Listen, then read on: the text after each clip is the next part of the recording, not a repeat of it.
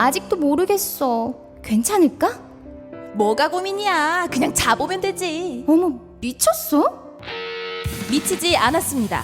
2주간 실사용 후 불만족 시 환불 가능한 쇼앤 침대니까요. 고객 만족을 향한 끝없는 노력, 믿을 수 있는 딴지마켓의 신강자. 침대에 대한 고민은 쇼앤침대에 맡기시고 여러분은 꿀잠만 누리세요. 이젠 고민하지 마세요. 누워본 몸에게 물어보세요. 편안함을 파는 사람들 쇼앤침대, 딴지마켓에 있습니다. 주권자로서의 책임을 다합시다. 옛날에는 왕이 똑똑해야 나라가 편했습니다. 지금은 주권자가 똑똑해야 나라가 편하지 않겠습니까? 추종하는 시민에서 참여하는 시민으로 스스로의 위상을 바꿉시다. 시간의 벽을 넘어 광장이 시민들에게 전하는 노무현 대통령의 이야기, 대통령의 말하기, 위시다 마우스. 엄마, 나 가게 안 하고 싶은데. 너 가게 해봤니? 너 음식 만들어봤니? 인테리어는? 집기는? 일할 사람은? 운영은? 가게 자리는? 세금은? 너 돈이 있니? 나는 요술램프 몬스터 셰프다. 네가 원하는 모든 것을 들어주마. 맛집의 맛을 똑같이 만들어줄 수 있어요? 맛뿐만 아니라 돈과 청음의 모든 비법을 알려주겠노라. 야하! 이젠 걱정 고민 끝! 네이버 검색창에 몬스터 셰프라고 쳐주세요. 상담 문의 02-458-8838. 몬스터 셰프! 엄마! 가글 했는데 입에서 뭐가 나왔어! 그거 올리덴탈 체크 가글이라 그런겨! 지금 쓰고 있는 가글 사용 후 확인해 보셨나요? 무색소, 무알콜, 무계면 활성제의 올리덴탈 체크 가글은 쉽게 나온 입안의 이물질을 눈으로 확인할 수 있습니다. 딴지마켓에서 판매 중입니다.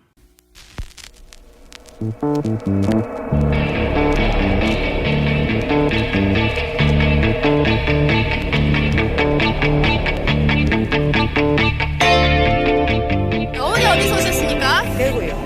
어떻게 오시게 되셨어요? 우리 관광버스로 왔어요. 아니 그러면 회비를 좀 거두신 거예요? 얼마씩?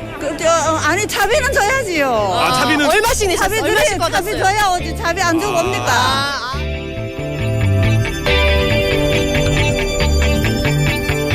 안녕하세요, 김호준입니다. 방금 들으신 내용은 지난 주말 박사모 집회 한 참가자가 했던 말입니다. 돈을 줘야 참석한다는 거죠. 김영한 전 민정수석의 비망록에 따르면 세월호 사고 2달 후 청와대에서 이런 지시가 내려집니다. 보수단체를 활용해 적극적인 맞대응 집회를 열어라. 이런 세월호 반대 집회에 1인당 2만 원씩 일당이 지급됐고 이 비용은 전경련 등이 지급했다는 게 이미 밝혀졌죠. 그래서 저는 언론에 묻고 싶습니다. 이런 관제 데모를 언제까지 정상적인 자발적인 집회인 양 보도할 것인지, 이런 관제 집회가 있을 때 정작 보도해야 할 내용은 몇 명이 나왔다가 아니라 누가 동원했는지, 얼마나 지급됐는지, 그리고 그 비용은 누가 됐는지, 이런 거 아닙니까? 그렇게 집회가 아니라 사건으로 보도해야 하는 거 아닙니까? 김어준 생각이었습니다.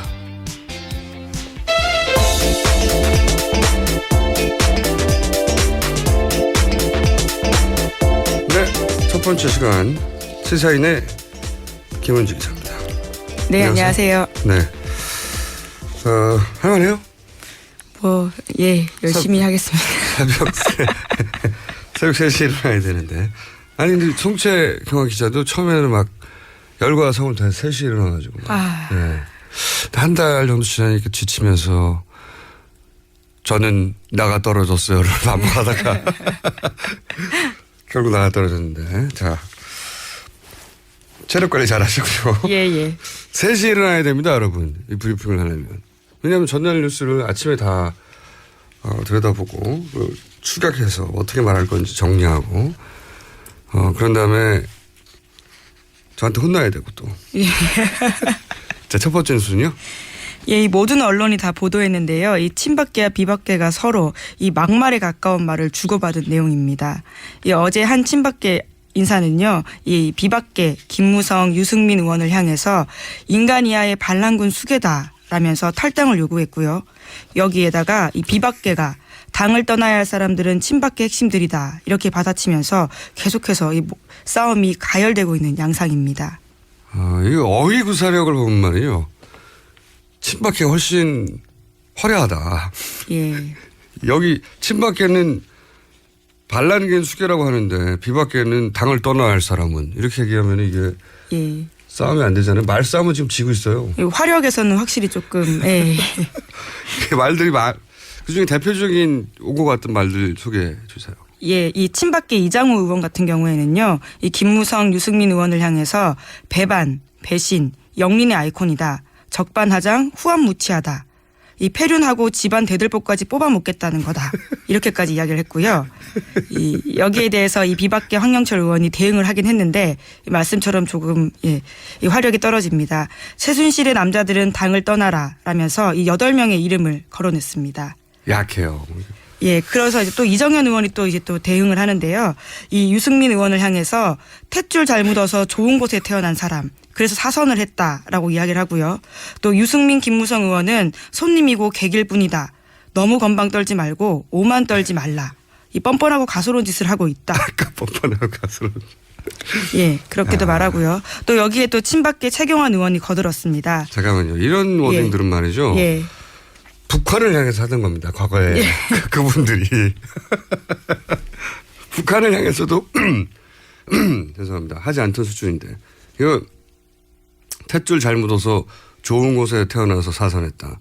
이게 유승민 의원 향해서 한 거잖아요. 예, 그렇죠. 그러니까 이게 TK 이제 지역에 그러니까 예. 대구 경북 예. 박근혜 대통령 영향으로 본인이 됐으면서 실제 박근혜 대통령이 발탁한 거란 말이죠. 네. 그리고 이제 유승민, 김무성은 손님이다. 예. 이 멘트는 자기들이 보기엔 그런 거예요. 유승민, 아니 박근혜 대통령이 영입한 사람 아니야. 네. 당신이 뭐 혼자 국회의원 할 수 있었어? 이런 얘기고. 그리고 김무성은 3당 합작 때 합류한 이 김영삼계란 말이죠. 예. 객인 거예요. 자기들이 보기에는. 아니, 자기들이 여기서 있은 지가 언젠데 말이야. 응? 객이 들어와가지고 예. 주인을 나가라고 해. 이런 얘기죠. 실제 이정현 의원은 오랫동안 박근혜 대통령 옆에 있었거든요. 이 분들이 오기 전부터. 그런 얘기죠. 네. 꺼져, 너희들이. 내가 집안 대들보. 이 얘기는 또 재산 문제라고 제가 그랬잖아요. 예, 그렇죠. 네. 예. 여기 그 부동산이 아마 한 500억.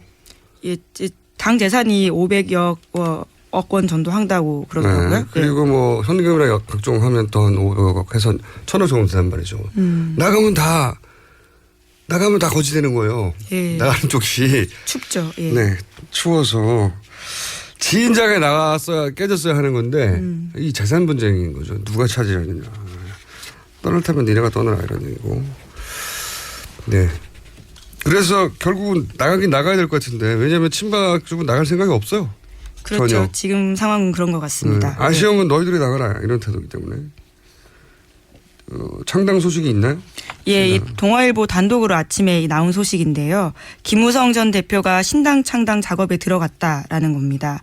김 전 대표는 곧 탈당을 선언할 것으로 보인다라는 게 이 동아일보 기사인데요.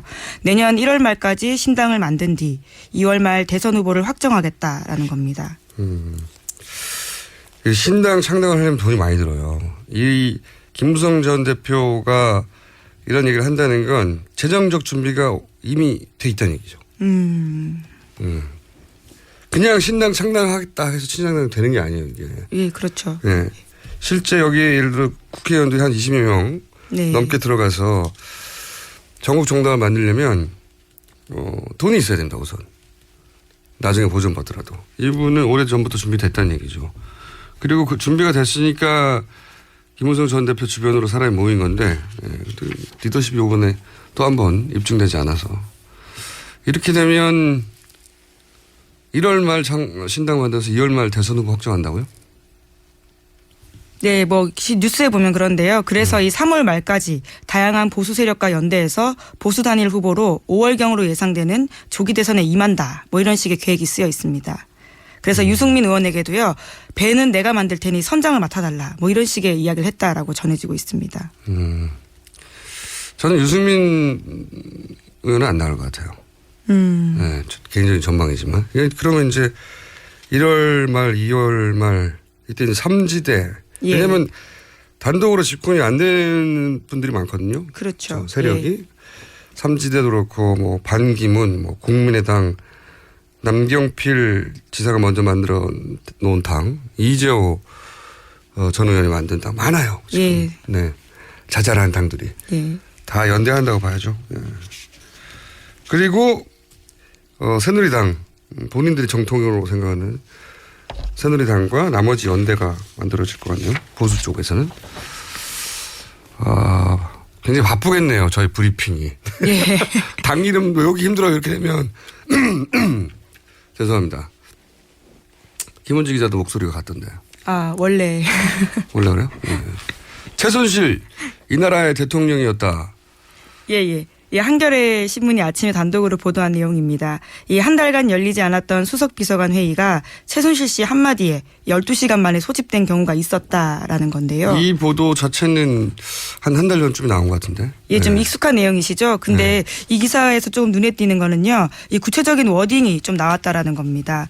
이 워딩을 좀 보시면요. 이 2013년 10월 말에 정호성 전 비서관에게 이 전화를 걸어서 최순실 씨가 대통령 순방 전에 기자회견을 열어야 된다 이렇게 지시를 합니다. 그러자 정 전 비서관은 출국 전에 기자회견한 전례가 없다라면서 난색을 표하자 이 최 씨가 국무회의 열든지 안 되면 청와대 수석비서관 회의를 열라 이렇게 주문을 하고요. 그러자 정 전 비서관이 이 주저하면서 준비하기 힘들다라고 얘기하자 이 최 씨가 쓸데없는 소리 하지 말고 준비해라 이렇게 다그쳤다라는 겁니다. 그래서 실제로 12시간 뒤인 2013년 10월 31일에 이 청와대에서는 수석비서관 회의가 열렸다라는 것이 이 신문의 보도입니다. 그러니까 구체적인 워딩이 나온 거네요. 네. 녹취록을 통해서 나왔겠죠. 예, 정 전 비서관이 최순실 씨한테 혼이 난 거죠. 그렇죠. 예. 그러니까 박근혜 최근에는 이제 박근혜 최순실 공동정부였다 이런 표현도 나오거든요. 예. 이걸 보면은 원래 이게 바지 사장이라는 용어는 있어도 바지 대통령이라는 용어는 성립될 수가 없거든요. 예. 가장 막강한 사람이기 때문에 예. 이게 불가능한 조어였는데 신조어를 탄생시키는 바지 대통령이었던 거에 드러나는 거죠 이게. 국정을 하셨다고 저희가 계속 표현해왔는데 예. 국정을 하셨어요. 그게 아마 특검이 진행되면은 좀 더 많은 구체적인 내용들이 나오겠죠. 예, 네. 그럴 것 같습니다. 다음 뉴스 전해주십시오. 오늘 재밌는 뉴스가 많네요. 예, 오늘 또 이 단독거리들이 많은데요. 이번에는 세계일보의 단독입니다. 이것은 세계일보 특별취재팀이요. 이 정윤회 문건을 2014년에 폭로했던 거 다들 기억하실 텐데 그때 다 풀어내지 못했던 내용들이 추가로 나온 겁니다. 그때는 폭로까지 못 가다가 예. 문건 초반에 벌써 잡혔으니까요. 그렇죠. 네. 예. 근데 그때 이미 취재되었던 문구에 들어있던 내용이라는 얘기네요, 이게. 예, 그렇습니다. 그때는 정윤회 씨 이야기만 하고 끝나버린 건데요. 그렇죠. 이번에는 이 안봉근 전 청와대 비서관 이야기입니다. 문고리 3인방에 대한 이야기까지. 예. 안전비서관의 워딩이 좀 구체적으로 나오는데요. 이 정부 주요 인사는 내가 다 관여했다. 내가 대장에게 한마디만 하면 이 청와대 수석 한 돌쯤 날리는 것은 일도 아니다라고 한 건데요. 여기서 대장은 대통령을 의미합니다. 각자 부르는 용철이 다 달랐네요. 네. 조홍천 지금은 의원 의원이 되어 있는 그분은 박근혜 대통령을 사석에는 할매라고 불렀다고 돼 있던데. 예, 그렇죠. 인터뷰에도 그렇게 나오더라고요. 네, 안봉근은 대장이라고 불렀군요. 예, 이 기사에 나오는 문건에 따르면 그렇습니다. 이 게다가 안전비서관은요 이런 말까지 하는데요. 땡땡땡이는 내가 배지 달아줬다. 마음만 먹으면 이 국회의원 배지 3-4명쯤 달아주는 것은 문제도 아니다. 뭐 이런 식의 이야기까지 합니다. 안봉근 비서관은 인사 관여된 보도가 많았어요. 그동안. 예, 그렇습니다. 경찰 인사에 관여했다거나 이런 얘기가 많이 있었죠. 특검에서 특별 재수사 대상입니다. 그럼요. 네. 지금 뭐 제대로 수사가 되어 있지 않은 부분이기 때문에요. 어떻게 진행될지가 굉장히 중요한 바로미터 같습니다. 사실은 이 정 비서관 이미 구속된 예. 정호성 비서관이 가장 이런 비위가 없었던 걸로 기본적으로 얘기가 되고 있고 현재 보면. 예, 그렇죠. 실제 이런 문제들이 많았을 거라고 하는 양반들 문고리 3인방 중에 나머지 2명은 예. 아예 빠져나갔죠. 이거 자체도 누군가 이 수사에 애초에 기자 그려놓은 그림이 있었다. 이렇게 볼 수 있는 정황 중에 하나예요. 가장 걸릴 게 없는 사람이 잡혀 들어가고 예. 가장 거론이 많이 됐던 논란이 많이 됐던 사람들은 빠지고.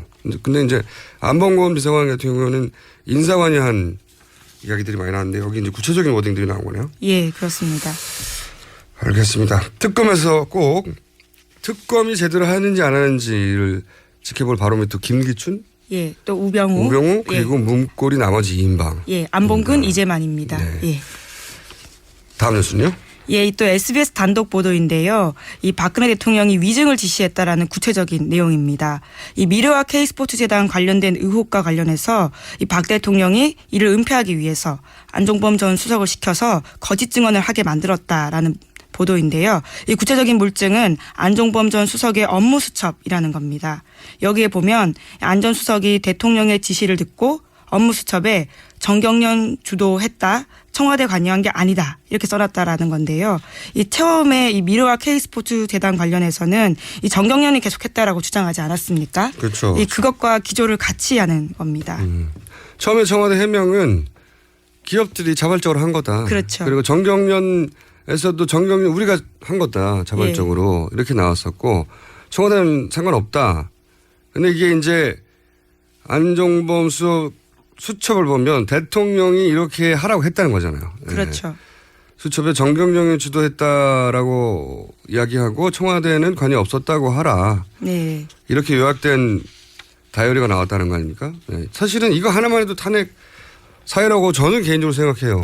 예, 뭐 워터게이트 같은 것들이 대통령이 거짓말을 하고 이런 것들이니까요. 위증을 지시하고. 실제 도청을 했다는 사실보다는 대통령은 그걸 알고도 예. 거짓 해명을 하였고 위증을 지시하였다. 예. 이거 하나로 미국에서는 탄핵된 거예요. 우리는 뭐 생각해 보면 전 세계 앞으로 100년간 탄핵 사유를 나눠줄 수가 있어요. 예. 너무 많아가지고 예.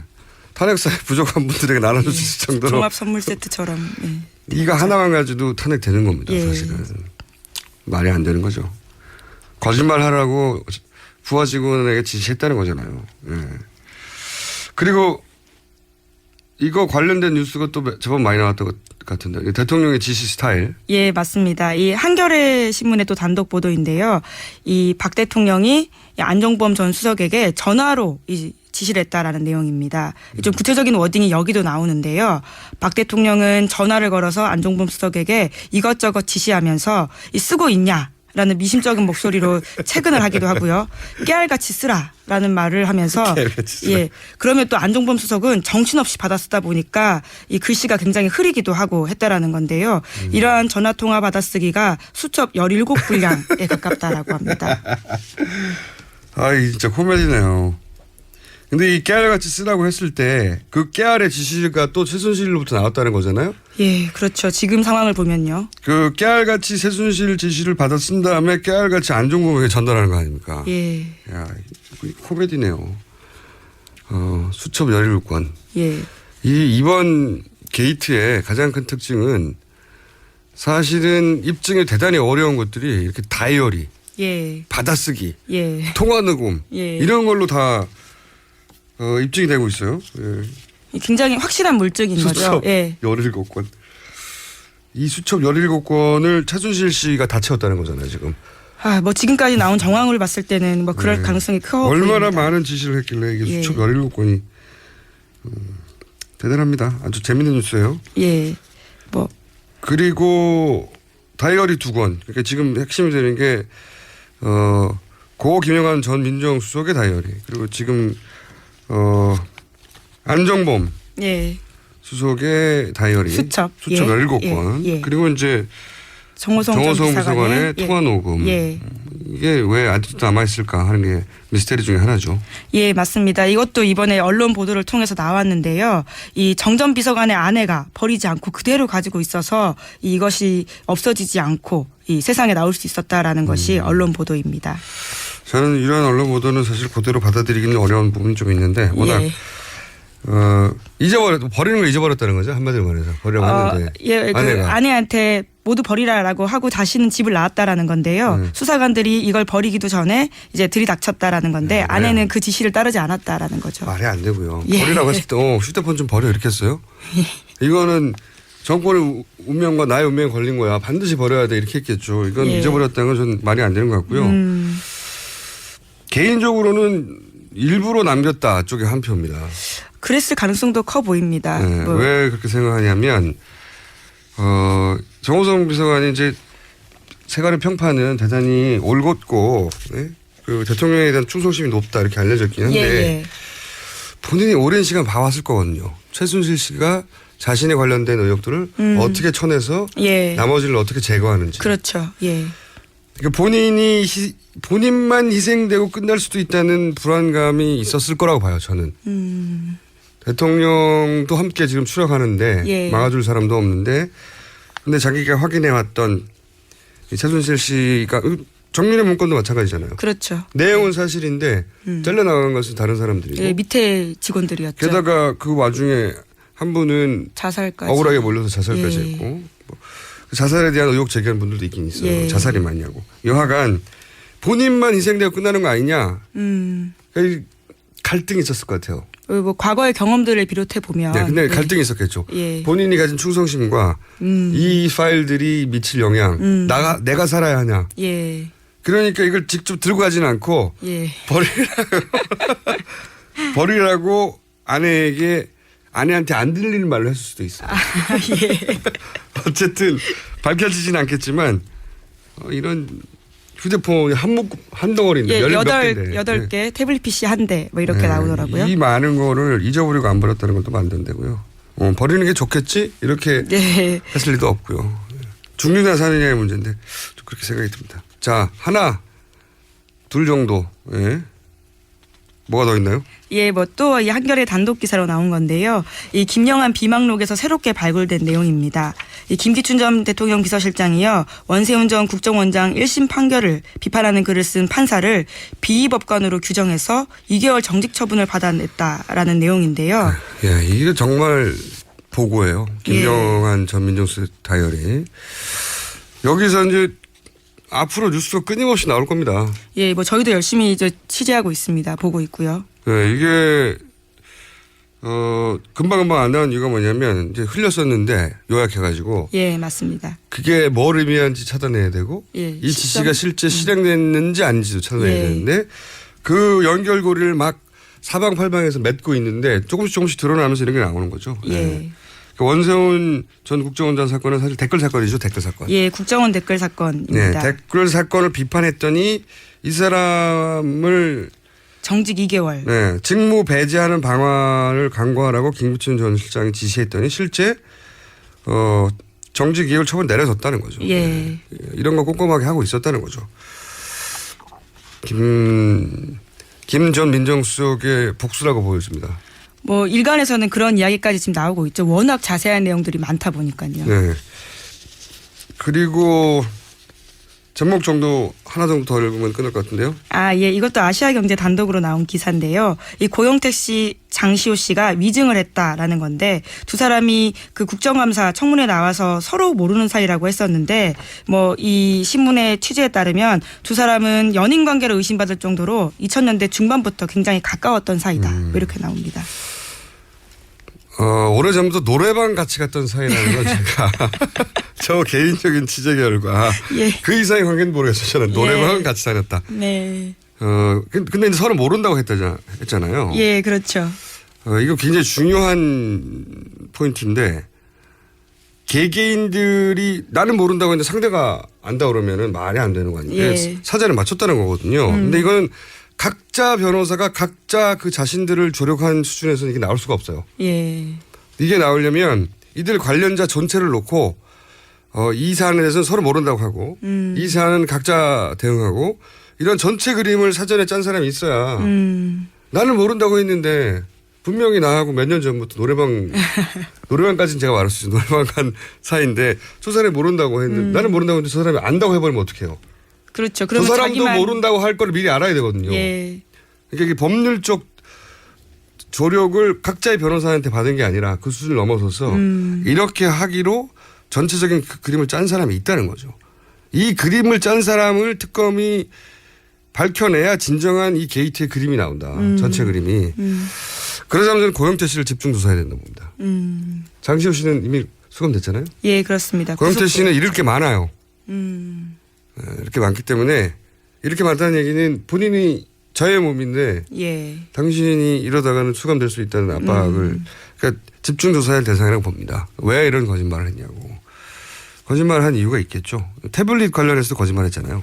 예, 뭐 그것도 JTBC가 반박을 했었는데요.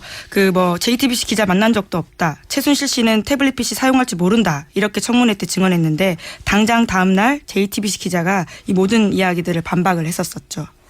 아니 본인이 태블릿 PC를 끼고 살았다고 기자한테도 말을 했었고 태블릿 PC 여러 대 평소에 사용했고 능숙하게 사용했다는 얘기는 증언이 많아요. 특검에서 금방 쉽게 밝혀질 내용이고 장시호 씨도 그런 얘기 했잖아요. 본인의 최순득 씨. 본인의 모친은 박근혜 대통령 얘기를 하지 않았다. 그리고 자신의 결혼식 때 한 번 왔고 그 전과 후로 박근혜 대통령을 본 적도 없다. 이건 말이 안 되는 거죠. 말이 안 되는 게 최태민 씨 사망이 94년이에요. 지금까지 여러 매체를 통해서 그 이전에 박근혜 대통령과 최태민 씨 사이의 왕래가 아주 빈번했다는 건 보도됐지 않습니까? 94년이면 장시호 씨가 15, 6살이에요. 다 컸어요. 모를 나이가 아니고 그리고 박근혜 대통령이 98년에 재보궐로 정치 입문을 했단 말이죠. 예, 맞습니다. 그때 최순득 씨가 대구구에 와서 뒷바라지를 했다는 증언도 많아요. 그때는 장시호 씨는 이미 대학생입니다. 예, 그렇습니다. 모를 수가 없어요. 근데 이건 모른다고 했잖아요. 이 위증들을 이렇게 하도록 누가 짰는지 그 그림을 그린 사람을 특검이 찾아내야 된다. 여기까지 해야 될 것 같습니다. 네. 고생하셨고요. 네. 예, 감사합니다. 본인 이름 말하고 가야죠.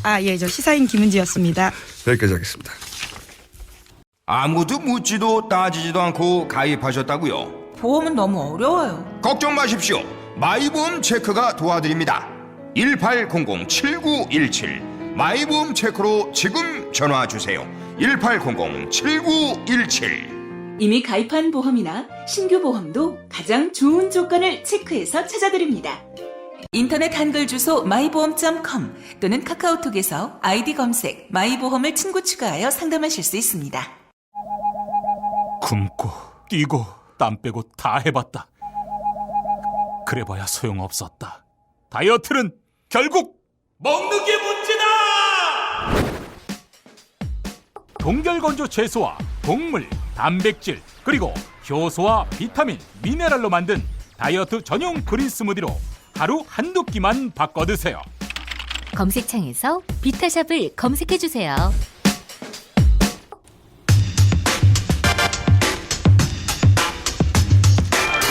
네, 인터뷰 첫 번째 시간입니다. 헌법재판소가 박근혜 대통령 탄핵 소추 사유를 모두 판단하겠다. 이런 입장을 밝혔는데 이러다가 재판이 너무 길어지는 거 아니냐 우려가 있습니다. 이 지점 짚어보겠습니다. 헌법학자 서강대학교 법학전문대학원 임지봉 교수님 전화 연결돼 있습니다. 안녕하세요. 안녕하십니까. 네. 우선 탄핵 사유가 총 몇 가지 어떤 내용인지 간단히 좀 정리해 주십시오. 예, 국회가 통과시킨 국회가 통과시킨 탄핵 소추서에는요. 네. 헌법 위반이 5개, 네. 법률 위반이 8개 해서 총 13개의 탄핵 소추 사유가 기재되어 있습니다. 그렇군요. 13개나 되는군요. 근데 이제 현재 이런 보도가 있었던 걸로 저는 기억하는데 이 모든 걸 다 따질 필요는 없다. 그중 하나만 문제가 돼도 사실은 탄핵 사유가 될 수 있으니 우선적으로 중요한 것만 먼저 따져서 시간을 단축시킬 수도 있을 거라는 전망이 있었는데 거기에 대해서 어제 헌법재판소가 그게 아니다. 모두 판단하겠다. 13개를. 예. 이렇게 말하지 않았습니까? 이게 우선적으로 중요한 것만 먼저 판단할 수는 없는 건가요? 탄핵 소추 사유 13개에 대해서 헌법재판소는 판단을 해야죠. 다 판단을 하는데. 네, 우선 다 판단하는 건 맞고요. 예. 그 소추 사유에 대한 사실 조사를 네. 그럼 13개 모두에 대해서 철저히 해야 하느냐. 네. 그건 아니라는 것입니다. 그래서 이미 언론의 보도나 혹은 검찰의 수사 또 일부는 또 대통령이 시인한 것도 있지 않습니까? 네네. 이런 것들에 의해서 사실관계가 이미 많이 드러난 것들이 있단 말이죠. 그런 것들을 중심으로 사실조사를 추가적으로 조금만 해도 그런 것은 위헌 위법 행위 이미 입증될 수 있지 않겠습니까? 네. 그 13개 중에 하나라도 중대한 위헌 위법 행위가 있다는 것이 입증되면 헌법재판소는 나머지 다른 탄핵 소추 사유에 관계없이 탄핵 인용 결정을 내릴 수 있는 것입니다. 그러니까 교수님 말씀은 13개를 똑같은 비중을 두고 할 게 아니라 13개를 다 봐야 되는 건 원칙적으로 맞는데 네. 이미 많이 진행되거나 많이 밝혀진 내용이 있으니 그걸 먼저 우선순위를 가지고 심의를 하면 사실 결론은 빨리 날 수 있다 이런 말씀이시네요. 그러니까 13개 중에 하나라도 그 입증이 되면 바로 탄핵 인용 결정으로 갈 수 있는 것입니다. 그렇군요. 이렇게 13개가 있다고 해서 다 본다고 해서 13개를 똑같은 비중으로 다 하나씩 따져야 할 필요가 없고 의지만 있다면 보다 분명한 사안들의 우선순위를 정할 수 있다. 그렇습니다. 그게 뭐 법적으로 문제 있는 게 아니다 이런 말씀. 상식적으로는 그게 맞는 것 같은데요. 그죠? 어떤 분들은 이렇게 주장하십니다. 우리 헌법재판소법에 보면 탄핵 심판에 관해서는 형사소송법의 균형을 준용한다라고 돼 있고 네.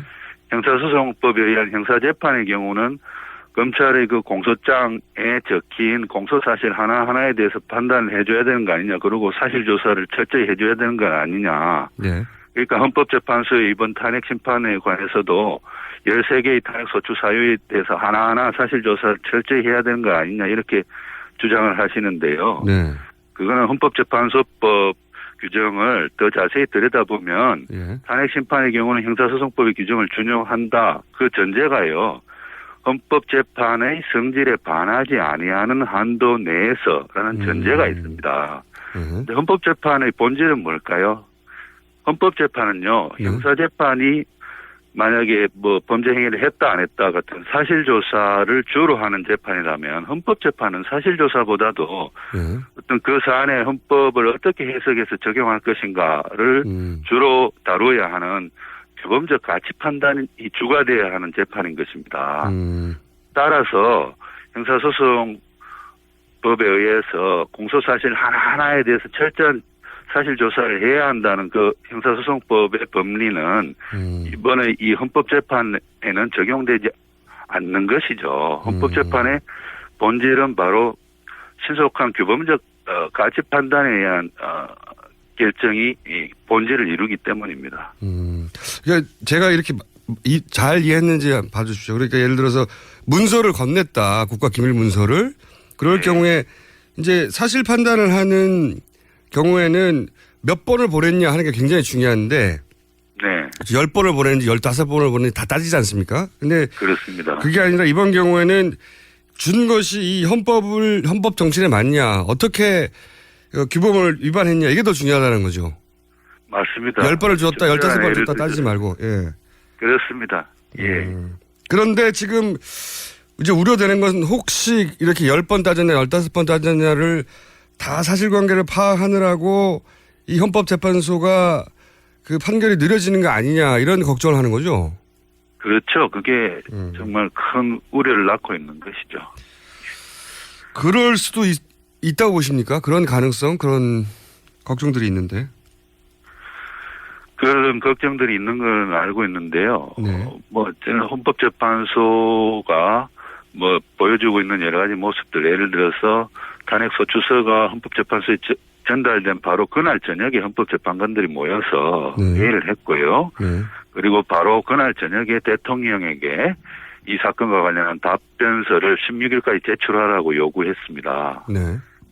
그리고 어제는 또 그 국회, 그러니까 이 심판 청구인 쪽인 국회와 법무부에게도 또 답변서를 제출하라고 요구한 것으로 알고 있고요. 이 모든 것들이 헌법재판소가 절차를 굉장히 신속하게 진행하려는 그러한 의도로 보인다고 볼 수 있겠습니다. 아직까지 물론 뭐 전체 다 따져야 하는 것은 기본 원칙을 얘기한 것이고 아직까지 일부러 지연시킨다는 이런 시그널이 있는 건 아니라는 말씀이시죠? 예. 그거는 없고요. 그리고 만약에 헌법재판소가 뭐 13개의 탄핵 소추사에 대한 증거조사, 사실조사를 일일이 철저히 한다고 해서 시간을 끌게 되면 그거는 이제 우리 국민들이 헌법재판소에 그렇게 하지 말라고 신속한 결정을 내리라고 요구를 해야 되죠.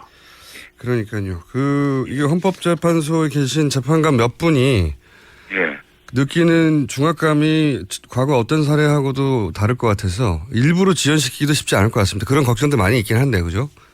예. 그럴 염려는 별로 커 보이지 않고요. 사실은 이번 결정이 이 어떻게 나느냐. 이번 결정 잘못 내리면 사실은 헌법재판소의 존립이 위태로울 수 있습니다.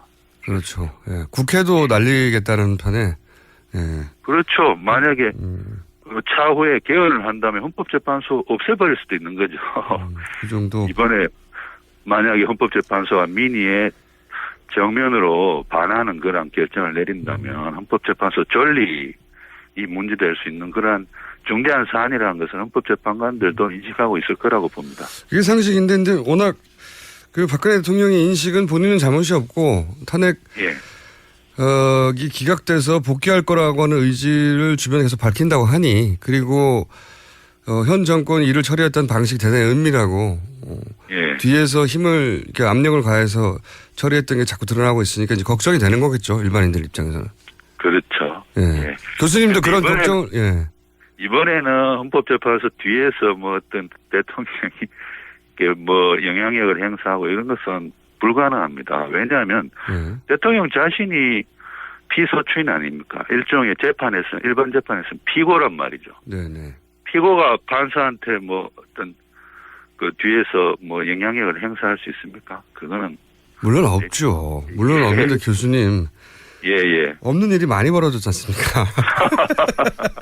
교수님하고 저하고 이런 인터뷰를 하는 자체가 없는 걸 뻔히 알면서도 마음 한구석에 그런 걱정이 있으니까 하는 거 아니겠습니까?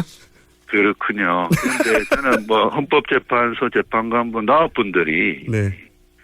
예, 그 정도는 아니다. 네. 저도 그렇게 믿고 싶습니다. 법조인 분들이시고 그래서 독립적인 재판을 할 거라고 봅니다. 네.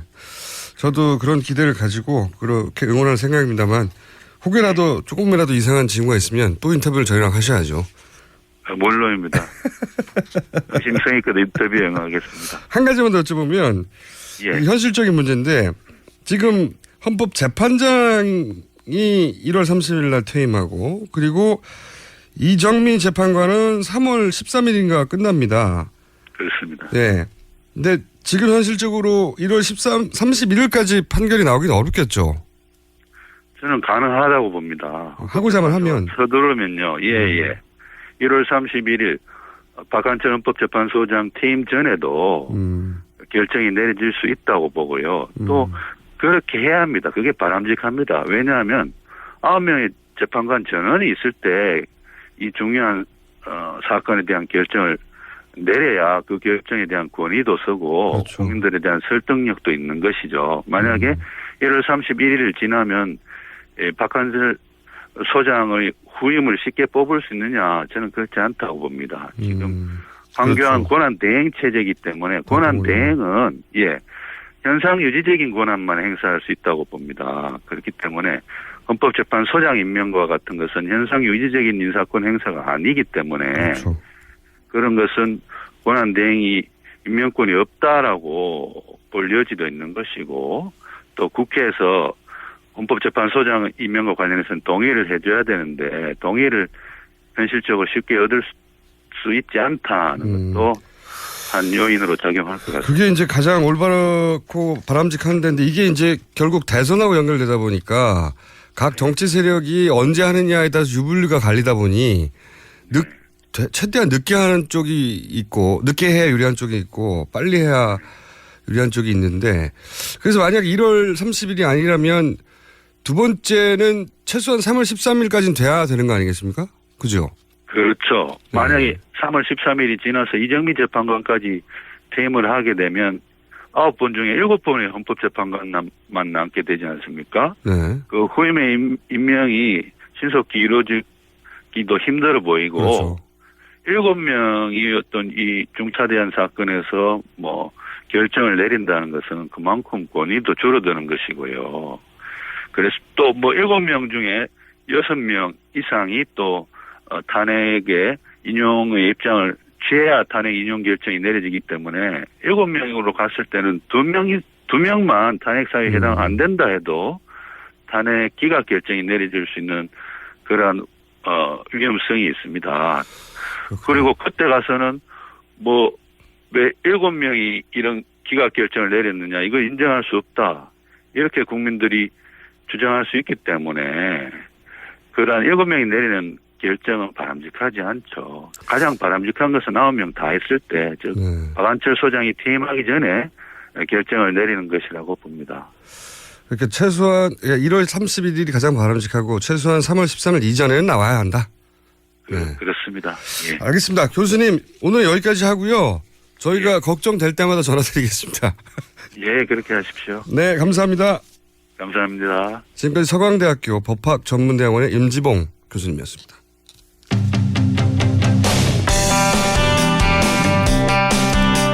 네, 두 번째 인터뷰 시간입니다. 이제 세월호 청문회가 곧 열립니다. 네. 세월호 관련해서 첫 번째 세상에 나온 다큐멘터리가 있었습니다. 다이빙벨. 예.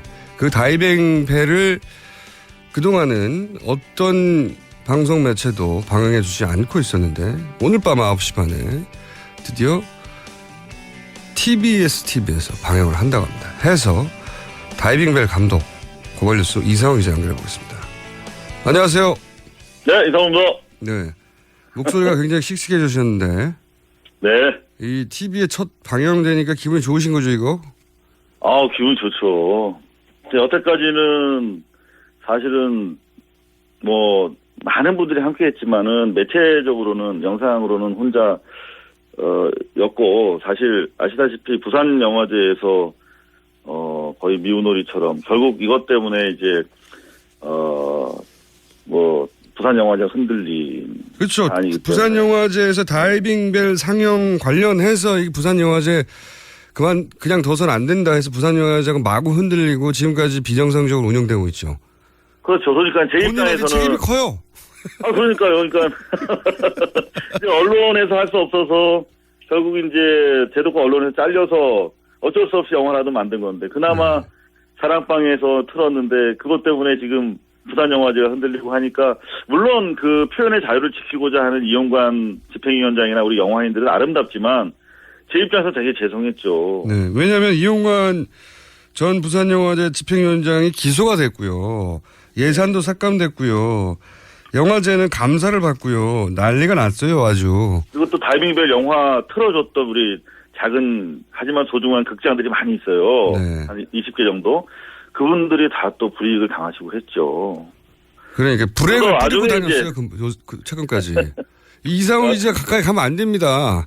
그게 좋습니다. 가까이 가면 네. 본인은 살아남는데 어떻게든 주변이 고생을 합니다. 아, 근데 김어준 앵커도 가까이 계시지 않습니까? 살아남고 계시지 않습니까? 아니, 저희 둘은 어차피 해봐야.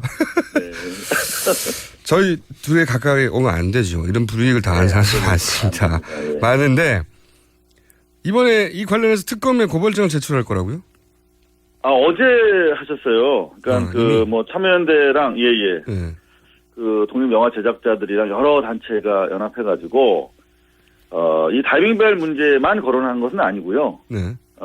이를테면 그 블랙리스트라든가. 블랙리스트. 네. 예, 그리고 청와대 그 김영환 수석 업무 노트에서 드러난 김기춘 일파의 이른바 문화계를 적대시하는 그 행태에 대해서 일괄적으로 다이빙벨을 포함해서 특검에 고발이 들어간 걸로 알고 있습니다. 필요하다면 뭐 증인으로 저도 나가서 증언을 할 의사가 있다고 밝혀드렸습니다. 그럼 이 고발 대상이 특정됐나요? 예를 들어 김기춘 전 비서실장 이런 식으로?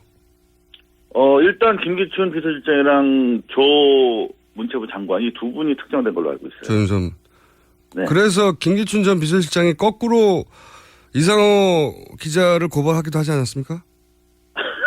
아, 저는 근데 사실은 사실 최순실과 김기춘 씨의 연결고리를 밝히는 게 대단히 중요한 포인트잖아요. 그래서 그 최순실 씨 주변 탐문을 하다가 최순실 씨 빌딩, 다당동 그 7층 빌딩의 6, 7층을 사용했다. 네.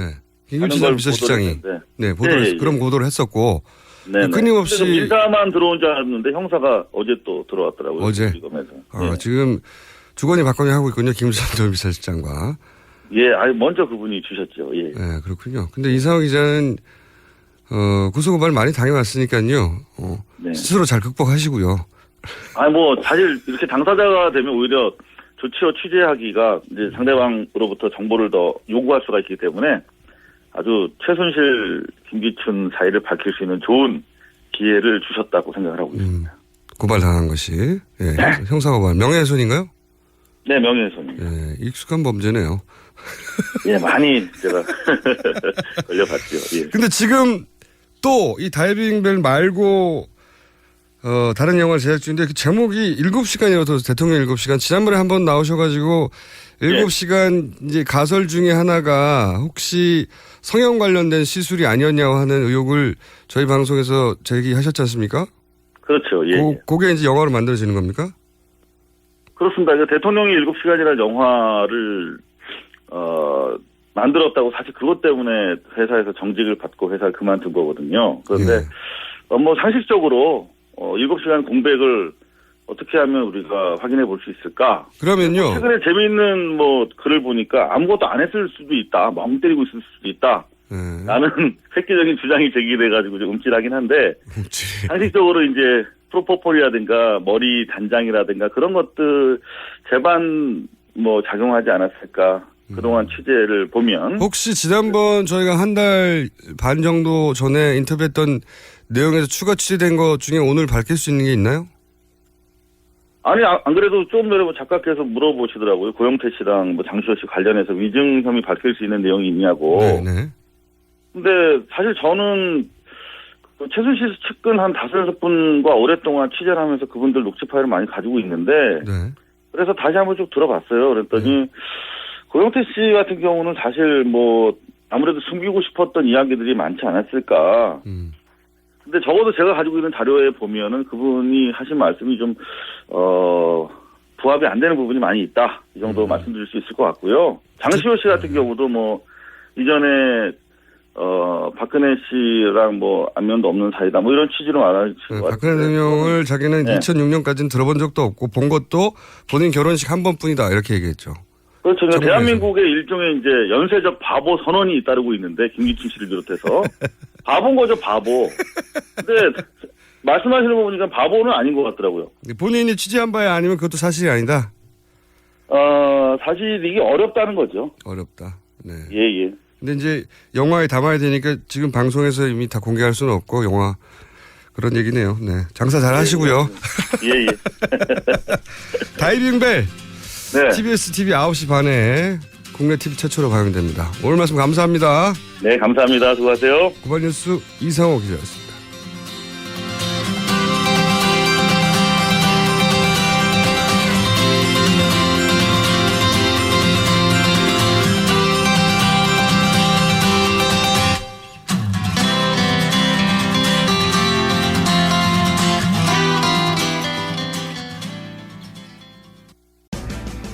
우리 동네에서 일어나고 있는 다양한 소식들을 전하고 모두가 마을을 활용할 수 있도록 도와드리겠습니다. 제가 인터뷰한 결과에 의하면 면목동 지금 우리가 미디어펀 주변에도 거의 다 배발. 동네 얘기, 친구 얘기, 세상 돌아가는 이야기 모두 나눌 수 있는 마을미디어 팟캐스트. 마을미디어 팟캐스트 참여 방법은 검색창에 서울 마을미디어 지원센터를 검색하시거나 전화 02-3141-6390, 3141-6390으로 연락주시면 됩니다. 여성 여러분, 골반이 삐딱하면 허리가 아파요. 아랫배가 나와요. 골반이 바로 서야 건강도 아름다움도 바로 섭니다. 바디로직을 입으세요. 토크밴드의 입체적인 탄력이 틀어진 골반을 바로잡습니다. 간편하고 확실한 골반 교정 타이즈 바디로직. 삐딱한 남성 골반에도 역시 바디로직. 바디로직의 효과를 못 느끼셨다면 100% 환불해드립니다. 자세한 환불 조건은 홈페이지를 참조하세요.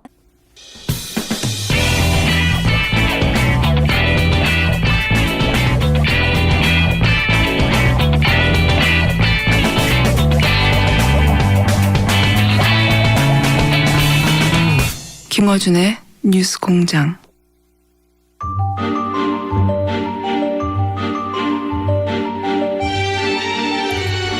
네. 뉴스공장 3부입니다. 뉴스에 나오지 않는 진짜 뉴스. 하영의 오프 더 레코드. 하영 기자 나오셨습니다. 안녕하십니까? 네, 안녕하세요. 한겨레 하호영 기자입니다. 자, 하영 기자가 지난주 큰 특종을 하나 했죠. 90분 올림머리에 대해서 큰 특종을 했고 후속 보도가 사실 쏟아졌어요. 계약서도 나왔죠. 계약서. 네. 2시간에서 3시간 정도 걸린다. 네. 그리고 그 머리가 하영 기자는 90분이라고 네. 얘기했는데 청와대에서는 아니다. 20분이면 끝난다고 했더니 이 언론사에 있는 여기자들이 가가지고 올린 머리를 많이 했어요. 네. 거기 가가지고. 대여섯 명 정도 한 걸로. 제가 아는 사람마다 30명 되는데 네. 왜냐하면은 청와대 20분이라고 하니까 네. 그럼 기자들 직접 해봐야 되잖아요. 네. 여기 머리 긴 여기자들이 많이 고생했습니다. 가가지고 거기 나온 관련 보도를 보면 머리가 좀 숱이 드물면 한 40분 정도 걸리고요. 네. 숱이 많으면 한 70분 정도. 70분 정도. 최소 그 정도는 걸린다. 예. 근데 박 대통령은 숱은 좀 많은 것으로 알려져 있어요. 그래서 저 머리는 70분 이상이다라고 하는 것이 전문가의 공통된 그 경험자들의. 예, 경험자입니다. 예. 20분으로 안 된다는 게. 예. 이 청와대에서 해명을 내놓을 때마다 그게 말이 되냐고 반박을 하는데 이제 그게 여기까지 갑니다. 머리 직접 해보기. 기자들이 또 워낙에 관계자들이 말을 안 해주니까 이제 궁여지책으로 그렇게 한번 해보는 거죠. 그러니까요. 보통 신문사 기자들이 네. 이런 사안 나왔을 때 보통 인터뷰하고 끝나는데 그렇죠. 하도 자료를 안 내놓고 하도 해명이 이상하니까 다들 한두 명이 아니라 7명 정도요? 예, 이게 모두 다 예약으로 진행되는 거여서요. 서로 이렇게 앞서거니 뒤서거니 하고 막 이랬다는 이야기도 있습니다. 네. 그래가지고 그 후기를 올린 기자들도 있고요. 네. 고생했다면서. 의외로 머리가 잘 어울린다 자기한테 이런 저는 글도 봤고. 그렇지만 다 공통적으로 20분 내는 절대 안 된다는 게 얘기였고요. 네. 계약서도 나왔고. 자, 그 가설을 다시 한번. 그래서 이제 사실은 보통 이 방송에서 가설 가지고는 잘 얘기 안 합니다. 맞습니다. 특히 기자들은 더 그렇죠. 예. 근데 이 7시간에 관해서는 지금 필드에 있는 모든 기자들이 자기 나름의 가설을 가지고 뛰고 있어요. 아마 한 500년 뒤에는 노론소론처럼 그러지 않을까 이런 좀 슬픈 현실입니다. 예. 공식적인 해명이 하나도 안 맞으니까. 그리고 자료를 공개하지 않으니까요. 자료를 내놓지 않고 네. 똑같은 얘기를 하는데 좀 이따가 조금만 단서가 밝혀지면 또 말이 바뀌고요. 네. 근데 그 말이 바뀐 거 해명도 안 맞고요. 그럼 머리 하러 가야 되고요. 혹시 이 이후에 추가적으로 나온 관련 뉴스들을 종합해 보면 가장 저는 새로운 뉴스 중에 하나가 단독입니다. 네. 뉴스원에 최순실 씨가 세월호 참사 당일에 차움에서 있었다. 요 뉴스가 저의 가설이었군요. 하영 기자는 관내에 있었을 수 있다. 그러니까 최순실 씨가 최소한 박근혜 대통령하고 같이 있었지 않았을까. 거기까지는 기본 전제고. 예, 전제로 하고 박근혜 대통령의 그 경호, 그러니까 대통령 경호를 고려하면 도저히 외유를 할 수 없는 상황이었다. 왜냐하면 차량이 간다면 교통통제가 있어야 되는데 네.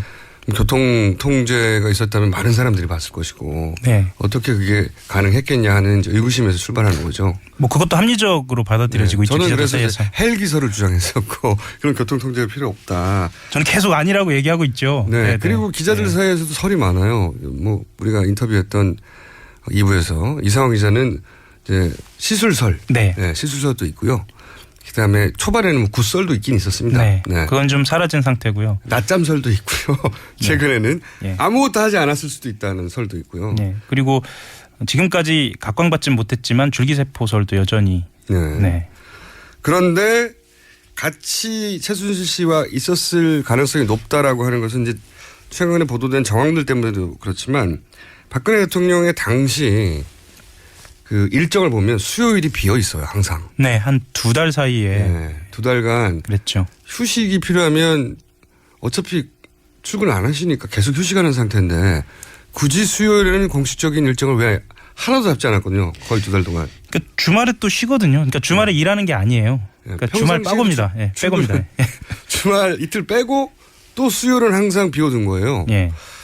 2달간. 네. 그래서 제가 초기부터 수요일이 비었는지 봐야 된다고 했는데 이제 밝혀졌어요. 예. 네. 근데 수요일 날 뭔가를 같이 했을 가능성이 대단히 높다고 봐야 되는 거죠. 그렇죠. 그것도 하루에 끝나는 게 아니라 한 2달간은 비워둘 정도로 뭔가 정기적으로 수요일 날 뭔가 하지 않았을까 이렇게 추론하는 게 개연성이 높은. 그리고 한 가지 상황인데. 참고로 말씀드리면 그 성형을 전무로 하는 의사죠. 김영재 의사 같은 경우에도 수요일 날 휴진을 항상 해왔어서 네. 논리적으로만 보면 연결되는 고리들이 예. 있는 거죠. 예. 근데 저는 이제 지속적으로 이 차움에 갔을 가능성도 고려해 봐야 된다고 계속 주장했던 사람으로서 다시 그 가설을 이 기자들도 파가 많아요. 예. 예, 한 30여 개의 파가 지금 활동 중입니다. 근데 이게 정보를 안 주니까요. 그렇죠. 자기 가설이 맞을 수 있는 증거들을 막 모으고 있는 중인 거죠. 맞습니다. 네, 그 중에서 저는 이 헬기설을 한 발짝 더 나가보겠습니다. 그래서 어제 좀 깜짝 놀랄, 오늘이 좀 깜짝 놀랄 기사가 등장했죠. 네, 처음에서 당일날 운동하고 있었다는 거 아닙니까? 네. 게다가 이 증언을 한 근무자가 처음에 직원이 전 직원인데 이분이 어떤 답변을 했냐면 그럼 박근혜 대통령 그때 왔었냐? 네. 그 러닝머신을 뛰는 층 그렇죠. N은 없었고 네. 아마도 이건 추정입니다 이번에 아마도 차 바이오 줄기 쪽에 있지 않았겠냐 층이 다르거든요. 정확하게는 뭐 층이 다른 것까지도 모르겠습니다. 왜냐하면 다른 별실을 사용했을 수도 있으니까요. 그렇죠. 확실한 건 장소는 달랐겠죠. 네. 만약에 있었다고 한다면. 근데 이분이 이제 이렇게 기억하는 것은 최순실 씨가 왔다면 박근혜 대통령은 다른 방에 있었겠죠라고 하는 그런 식의 이제 이야기인데 본인은 그 방에 근무한 건 아닌 거죠. 그러니까 추정입니다 이거는. 그렇죠. 대신에 최순실 씨가 트레드밀, 이제 우리는 러닝머신이라고 부르는데 그걸 탈 때 뒤에 서 있었던 거죠. 그래서 확실히 기억한다. 네. 네, 이분이 서 있었던 것이고 그리고 TV에 트레드밀 앞에 러닝머신 앞에 요즘은 TV들이 있잖아요. 그렇죠. TV에 세월호 사건 그 화면이 나오고 있었기 때문에 그리고 본인은 바로 뒤에 있었기 때문에 기억한다. 네. 게다가 이 기억한다는 카톡을 사실은 최근에 한 게 아니고 2년 전에 이미 한 거예요. 그죠? 뭐 정확하게 날짜가 나오진 않습니다. 그런데 이게 좀 카톡을 주고받은 내용이 생생하죠. 네. 네. 저희는 뒤에 서 있었고요. 뭐 이런 식으로 나옵니다. 자, 그러면 저의 가설을 다시 한번 연결해 볼까요? 저희가 이제 헬기설을 계속 주장했는데 헬기 제보가 꽤 여러 건 왔어요. 네. 그 중에서 가장 구체적인 기억은 오후에 그날 헬기가 떴다 이런 얘기가 있었지 않습니까? 네. 근데 오후에 떴다가 그분은 그걸 기억하는 이유가 헬기를 떠서 지금 팽목항으로 달려가나 보다. 네. 황급히라고 생각했는데 금방 돌아왔대요. 한 2시간 남짓. 여기서 근데 오후에 떴다가 2시간 남짓. 그리고 올림머리 차움 연결해 볼까요 이제? 저희 가설입니다. 논리적 정합성을 일단 따져보시는 거죠. 네. 그렇죠. 네. 지금까지 나온 단서만 가지고 오전에 나가신 거예요. 왜 SBS에서 오전 머리 했다는 얘기 나왔지 않습니까? 예. 오전에 이제 외출을 하신 거죠. 근데 이때는 헬기를 사용하지 않았어요. 아마 매주 수요일마다 비공식적으로 보안 손님이라는 게 기록을 남기지 않고 나가는. 네. 기록을 남기지 않고 최순실씨가 드나들었던 방식 있지 않습니까? 그 방식으로 차를 타고 나가신 거죠. 암행을 하신 거라고요. 암행. 예. 다만 이제 보통의 암행의 목적은 이제 국민들을 살피는 것인데 이 경우에는 본인들 건강을 살피러 암행을 하신 거죠. 암행을 해서 최순실 씨는 러닝머신을 하고 당시 그 사이 다른 방에서 대통령은 다른 종류의 뭐 운동이든 뭐든 하고 계셨을 가능성. 그러다가 사고가 난 겁니다. 계속 연락이 오자 지금 그 머리를 하던 미용사분은 미리 연락을 받았다는 거 아닙니까? 그렇죠. 점심나절에. 네. 그리고 갔더니 대기 시간이 있었다는 거잖아요. 제가 말씀드렸지만 1시간에서 뭐 그 이상도 대기했을 수 있다 말씀드렸죠. 네. 점심나절에 연락받았고 1시간 이상 대기했고 그러다가 90분 정도 머리를 했다 이거잖아요. 네. 그리고 지금 헬기가 오후에 떴다가 2시간 남짓 돌아왔다는 거지 않습니까? 네. 연결해 보면 이런 거죠. 게다가 또 하나 생각해 볼 것은 3시경에 이게 이제 언론들이 계속 제기하는 문제죠. 3시경에 중대본 간다고 통보했는데 간다고 통보도 아닙니다. 그러니까 준비하라고. 네. 가는 걸 준비하라고 해. 통보했는데 왜 2시간에 넘게 있다가 왔느냐. 네. 요 시간이 머리 했던 시간이라고 하면 대충 맞는 거고. 네. 그리고 미리 오라고 했던 거는 사건이 터졌으니까. 최순실 씨가 갔다가 대통령이 지금 하고 있는 거 빨리 마무리하고 돌아가자. 네. 근데 지금 급하니까 미리 이제 미용사를 불러라. 네. 미용사는 점심 때쯤 연락받아서 미리 가서 대기하고 있었고. 가는 시간하고 서로 맞춰보자. 네. 네. 그리고 나서 대통령도 그 얘기 했을 때 이제 마무리하고 이제 빨리 급하니까 헬기가 와라. 헬기가 뜬 거죠, 그때. 오후에. 한 점심야제를 떠가지고 대통령을 태우고 급하게 3시간 정도까지 돌아온 거죠. 돌아오자마자 머리를 하고 1시간 반 동안. 그리고 가면 시간이 딱 맞아요, 이게. 아유, 딱 맞네. 그래서 가설은. 그래서 몰랐다. 이 모든 사건의 상황을. 그렇죠. 만약에 관내에 있었다면 TV가 네. 관저에도 있고요. 사무실에도 있고. 이게 TV를 못 볼 수가 없잖아요. 그렇죠. 모든 TV가 그 장면을 비춰주고 있었거든요. 당시에는.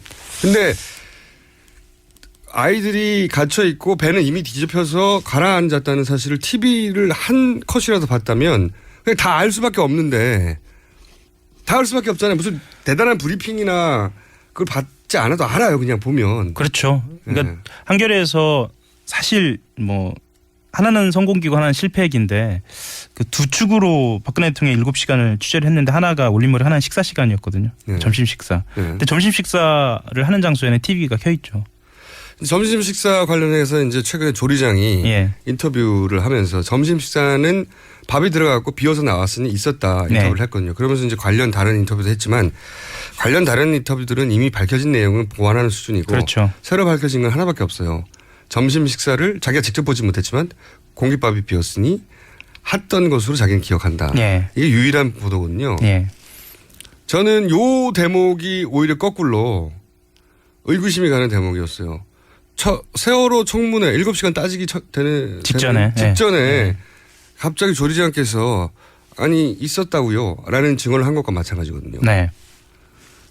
그게 저는 오히려 이 타이밍에 굉장히 부담스러울 텐데 이렇게 얼굴까지 내밀면서 여성지에 등장하셔서 구체적 인터뷰도 하고 그래서 이제 청와대에서 계속 계셨다고 청와대에서는 주장해왔고 그것을 보강하는 증인이 하나 더 나타난 거잖아요. 그렇죠.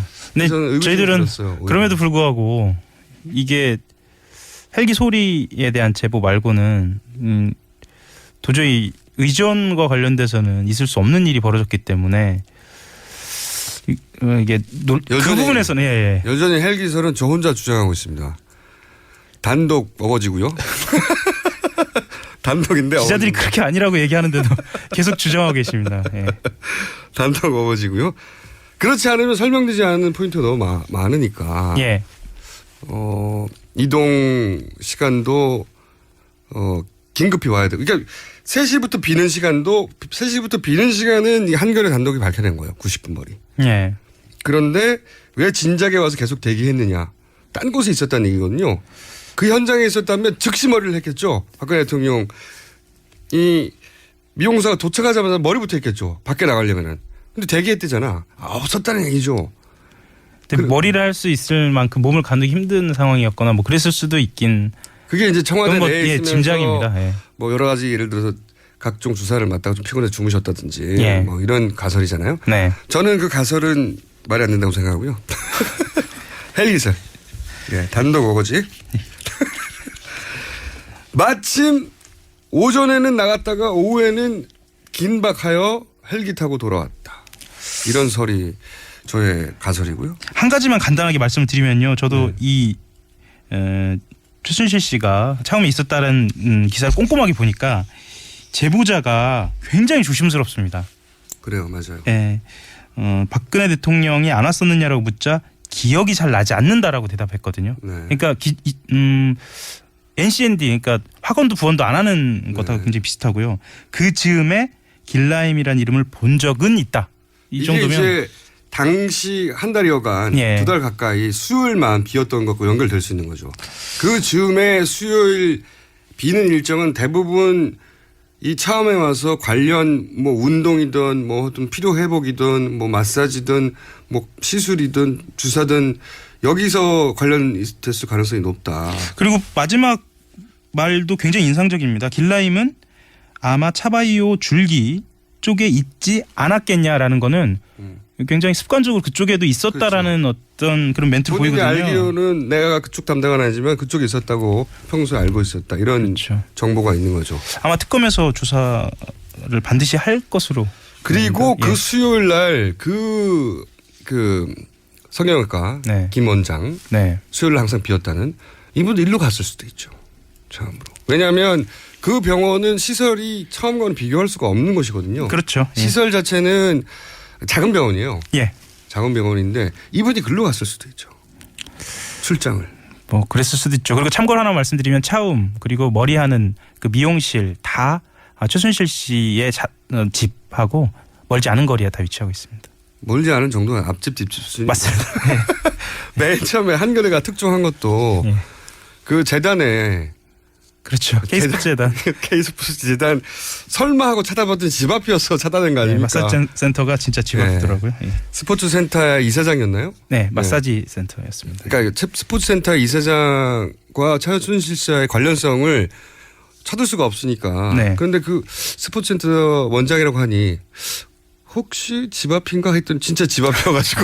단골이었습니다. 이분은 최순실 씨는 말이죠. 집 앞에서 다 해결했어요. 대부분 근처에서 자기가 친한 사람들하고. 예. 그렇기 때문에 너무 어렵게 생각하면 안 된다는 거죠.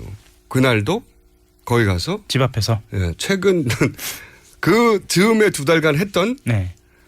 뭔가를 주기적으로 반복 수요일날 하고 있었던 와중에 하필 그날 수요일날 사고가 났던 거예요. 그래서 다급하게 돌아와야 했었는데 뭔가 하고 있던 걸 끝내고 돌아가자. 이게 된 것이고 이 상태로 카메라 앞에 쓸 수는 없다.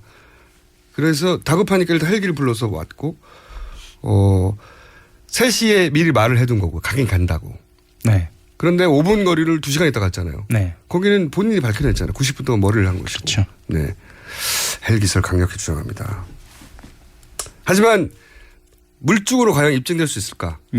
이거는 굉장히 어렵다고 봅니다. 왜냐하면 1호기잖아요. 1호기. 공중에 뜨면은 다 통보된다면서 여기저기에. 분명한 거는 모든 가설에 대해서 기자들도 자료로 입증해 보려고 여러 가지 그 취재를 하고 있습니다. 헬기가 떴다면 남아있을 기록들은 뭐 다 없어졌을 거라고 봅니다. 개인적으로. 그래서 제보도 좀 필요합니다. 실제로 제보가 오고 있고요. 그러니까 이게 기록은 디지털 정보이기 때문에요. 디지털 정보의 취약점은 그거 이제 저장 메커니즘이나 혹은 뭐 어떤 방식으로 기록되는지만 알면 딜리트가 할 수 있다는 게 문제란 말이죠. 설마 그렇게까지 했겠느냐라고 저희들은 생각은 하는데. 그런데 세월호 관련 항적들 AIS 발표한 것들이 나중에 보면 다 틀리단 말이죠. 오차는 있죠 분명히. 그것도 하는데 이게 뭐 어렵겠습니까?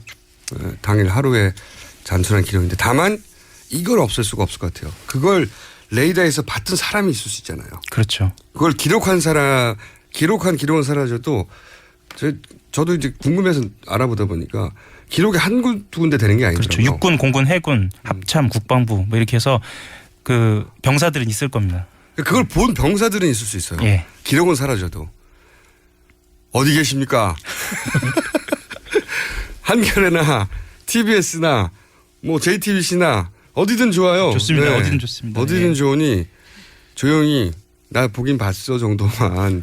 아니 못 봤어 하는 분들도 있을 수 있죠. 당연히. 그럼 이 가설은 기각되는 건데 혹시 봤던 분이 있다면 봤다고 좀 얘기 좀 해주세요.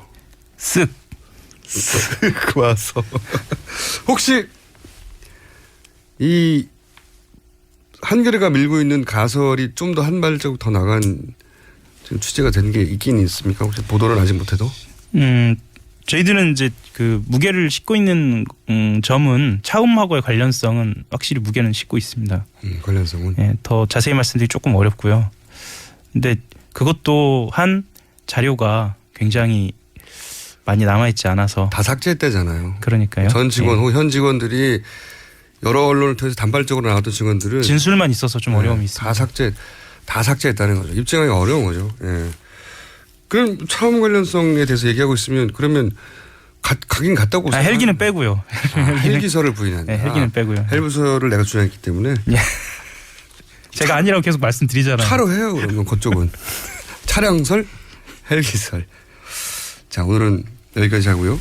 이게 조각들은 많이 나왔어요. 수요일 날 빈 거는 공식적인 기록입니다. 자, 원래는 저희가 이제 황교안 그 대행에 관한 뉴스를 좀 다뤄보려고 했어요. 왜냐하면 이제는 총리를 넘어선 존재가 됐거든요. 맞습니다. 예. 그리고 이분이 최소한 3개월에서 6개월 가까이 이 대행을 할 거기 때문에 그러면 황교안 총리는 어떤 분인지 따져볼 필요가 있거든요. 예. 다음 주에 하죠. 한 줄만 간단하게 할까요? 다음 주에 할까요? 한 줄만 하고 그럼 다음 그 황교안 국무총리 같은 경우에는 국정원 대선 개입 사건과 관련돼 있고요. 그 이석기 내란 음모 사건이나 통합진보당 해산 심판 사건도 관련돼 있습니다. 이분은 걸어다니는 국법법이라고. 예, 그리고 세 사람을 설명을 좀 간단하게 드리면 조대환 이번에 민정수석이나 황교안 총리나 박한철 소장 같은 경우에는 세 명이서 사법연수원 13기 동기이고 삼성 사건하고 셋 다 관련이 돼 있습니다. 이분들 그러니까 청와대 입장에서는 특검 혹은 탄핵 사건들을 이분들을 통해서 컨트롤하고 싶은 욕구를 느끼겠죠. 맞습니다. 아무래도 동기니까. 네, 동기라고 다치는 건 아니에요. 맞습니다. 하지만 동기 아닌 것보다 낫잖아요. 특히 황교안 국무총리는 장관 시절에 탄핵 심판 사건을 이미 박 소장이랑 합을 맞춘 적도 있습니다. 그래서 저도 궁금해서 이 황교안 총리에 대해서 좀 알아봤는데 이분이 검찰에 있을 때는 눈에 띄는 분은 아니었다고 하더라고요. 네, 전혀. 공안 검사로는 어쨌거나 좀 일이 자기 있었죠. 일을 성실했을 뿐 검찰 내에서 대단히 유능하다 이런 평가를 받은 적은 없다고. 네. 거기까지는 제가 알아봤는데 저희가 황교안 대리라고 하죠. 네. 네. 대행에 대해서는 다음 주에 집중적으로 파헤쳐서 이분을 이해해야 앞으로 국정의 방향도 좀 이해할 수 있으니까. 맞습니다. 네. 철저히 굉장히 중요한 위치가 있기 때문에 파헤치는 것으로. 정말 재밌는 분은 조대한이 조대한 정무수석은 이 동키호테예요. 예. 네. 방향을 알 수 없죠. 네. 어디로 갈지. 이분이 과거에 남겼던 SNS만으로 하자면 이분은 대통령 탄핵에 앞장서야 되는 분입니다. 그렇죠. 근데 정무수석에 가 있다는 거. 특검으로 가야죠. 이분.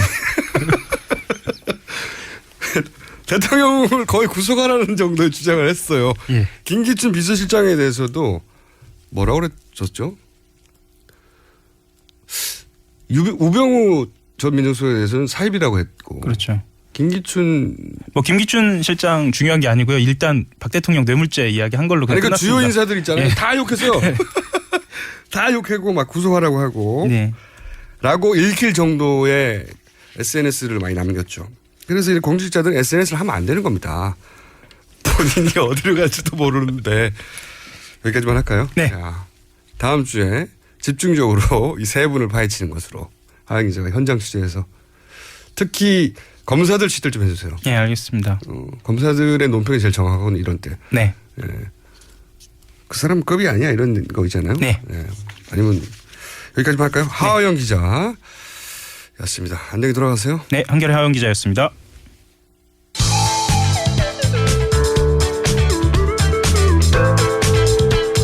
준법 정신, 편견 타파. 김어준의 뉴스 공장.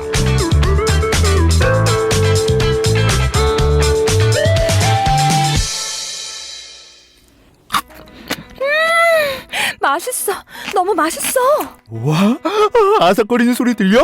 와, 진짜 맛있다. 이 김치 어디에서 샀어? 김치 어디서 샀냐면 화 뭐? 무슨 김치라고? 그러니까 어디 김치냐면 바로 뜸들이지 말고 빨리. 도대체 어디 김치야? 화통김치. 화통김치라고. 국내산 재료로 100% 자체 생산하는 화끈하게 통하는 화통김치. 얼른 검색해서 사 먹어. 알고 싶었다. 주목받는 자리에서도 고요해질 수 있는 방법을. 속도를 높이는 이유와 천천히 달려야만 볼 수 있는 것들에 대해. 누구를 웃게 해야 하는지, 무엇과 손잡아야 하는지. 지금 당신은 되고 싶었던 당신인가? 나는 그렇다. 당신의 가장 찬란한 순간. 임팔라. Chevrolet. Find new roads.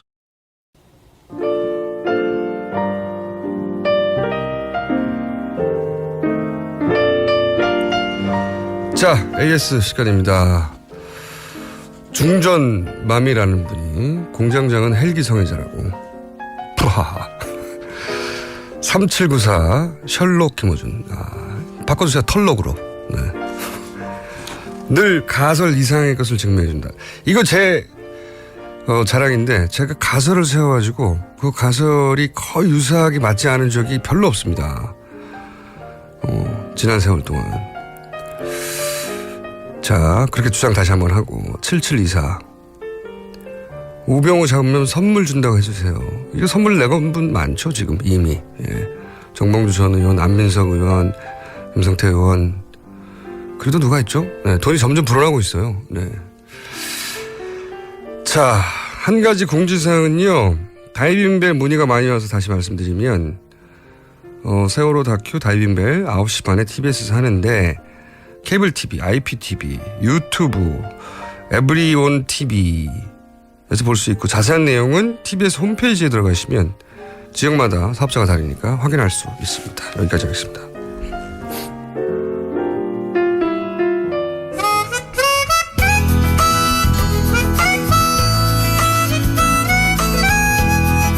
첫 방송에 나간 후 사장님이 바로 방송은 이렇게 하는 거야 극찬을 했다고 하는 이 코너 아주 좋아 했다고 하는 조성주가 간다. 안녕하십니까? 네, 안녕하십니까?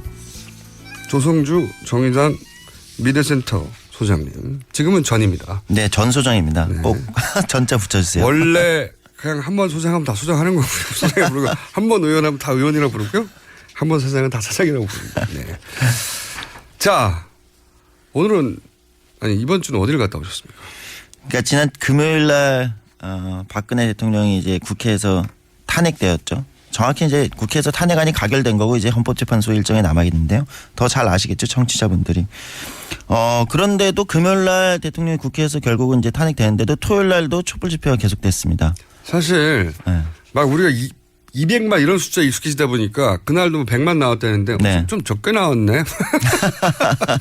100만도 그렇게 모인 것도 너무너무 많이 모인 거예요. 정말로. 그렇죠. 네. 100만도 그렇게 모인 적이 별로 없죠. 아니 어느 누군가의 의도나 주도나 기획으로 한 장소에 100만이 모인 사례를 찾아보세요. 우리나라 역사에서. 없어요. 네. 그러니까 너무너무 어마어마한데 여전히 네. 당시 이제 제가 이제 종편들의 방송 그 방향을 보면 이제 사람들이 이제 돌아가고 있고 이제 각자 생업으로 돌아가야 하고. 그렇죠. 네, 돌아가야 하고 이제 꺼지고 있다. 촛불은 이제 헌법재판소에 맡겨라. 헌법재판소는 독립적인 기관이라 이렇게 이제 가서 그 헌법재판소 앞에서 촛불을 들면 안 된다. 이런 논조 있지 않습니까? 네, 자기 자리로 돌아가라. 늘 네. 듣던 얘기죠. 네, 헌법재판소가 독립기관인 건 맞죠. 독립기관 아닌 데가 있나요? 그렇죠. 국회도 독립기관이고 뭐 다 독립기관이에요. 근데 어느 기관도 국민들의 뜻 위에 있을 수는 없는 거예요. 네. 헌재가 잘해주길 바라지만 뭔가 석연치 않으면 당연히 거기 가서도 촛불을 들 수 있는 거죠. 그걸 누가 막을 수 있습니까? 네. 그래서 이제 토요일 날도 촛불 집회가 진행이 됐어요. 그래서 앞으로도 촛불이 뭐 어떤 방식으로든 형식은 뭐 다변화될 수 있겠지만 진행될 거로 보이고요. 그다음에 돌아보면은 지금 이제 국회에서 박근혜 대통령에 대한 탄핵안이 가결되기까지 사실은 몇백만이 모이는 촛불 집회는 뭐 국내 정치만이 아니라 외신들도 너무나 놀라워할 정도로 세계 정치사에 없는 겁니다. 그렇죠. 진짜. 아주 주목할 만한 그리고 아주 기억에 남고 역사에 남을 만한 일인데요. 근데 이제 이런 생각을 할 수 있어요. 뭐냐면 집회라는 게 그럼 몇백만 명이 모이는 집회라는 게 어떻게 진행되는 거냐. 우리가 그냥 나가서 촛불 들고 안 나가죠. 가서 보통 사잖아요. 그렇죠.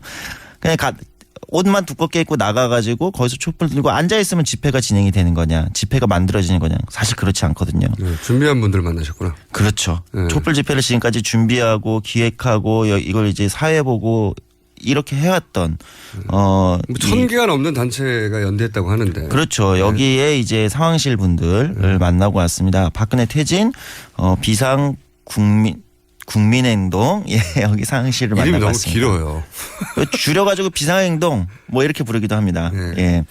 항상 이름이 너무 길어서 못 외우게 됩니다.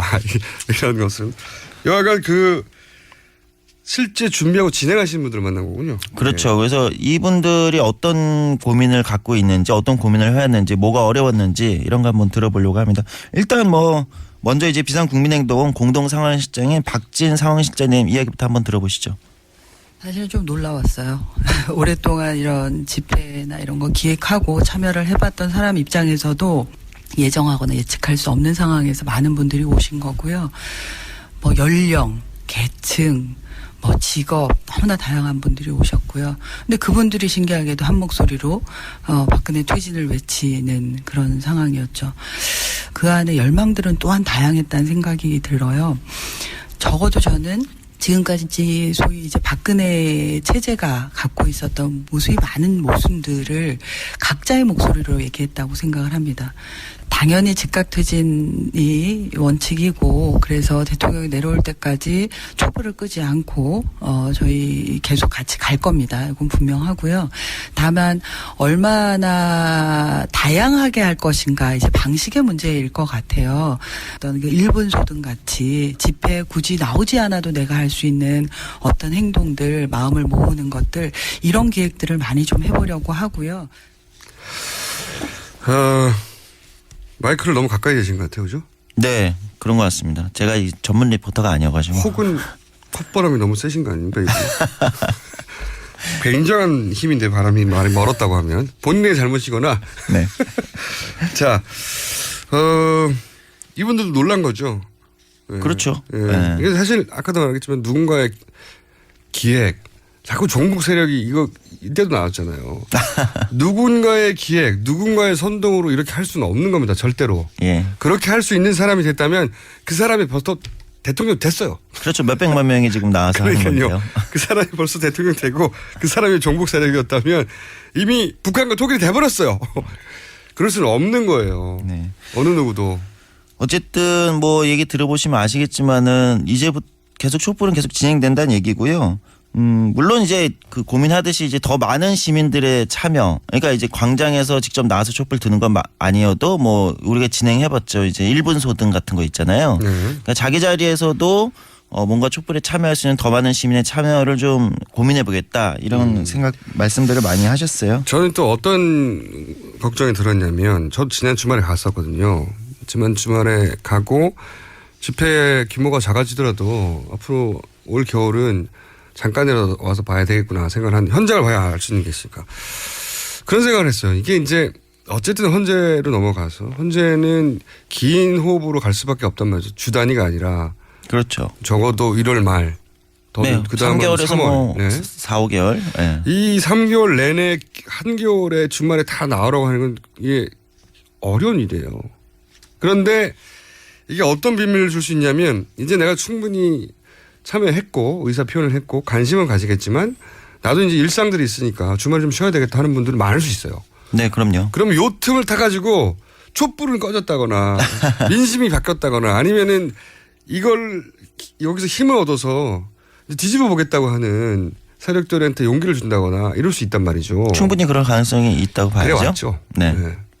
저는 오히려 개인적인 생각이지만 그리고 이건 제 마음대로 안 되는 일이지만 이 행동, 비상행동들이 차라리 나를 선언하는 거 예를 들어 12월 말일 혹은 뭐 1월 첫 주 언제에 다시 모이자. 우리가 큰 성과를 이뤄냈고 이제 돌아가셨다가 그때 다시 모이자. 혹 그 전에 어떤 이상한 징후가 있다면 그때 다시 모이자. 이렇게 날짜를 선언하고 이렇게 좀 쉬셔도 될 것 같은데 계속 달리면요. 하는 사람도 지치고 참여하는 사람도 지치고 거꾸로 빈리도 될 수 있거든요. 네. 200만에서 100만 줄었다가 벌써 줄었다고 하는 거 보세요. 100만이 얼마나 많은 사람인데도 그러니까 이거는 그런 고민이 좀 필요하지 않겠나 생각합니다. 그 뭐 고민들을 들어보니까요. 여기 이제 비상행동에 뭐 다양한 의견들이 안에도 있겠죠. 뭐 계속해서 이제 촛불을 들어야 된다는 의견에서부터.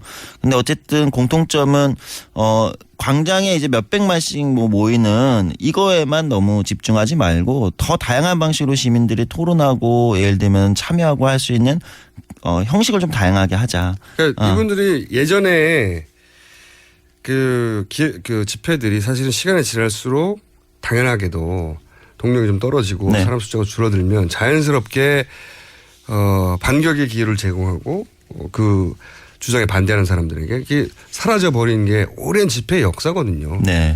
이번에는 거기서 좀 교훈을 얻자는 거죠. 이게 계속 하시는 분들은 그런 우려가 있어요. 내가 안 하면 우리가 안 하면 오히려 잊혀질 거다. 아, 예. 네.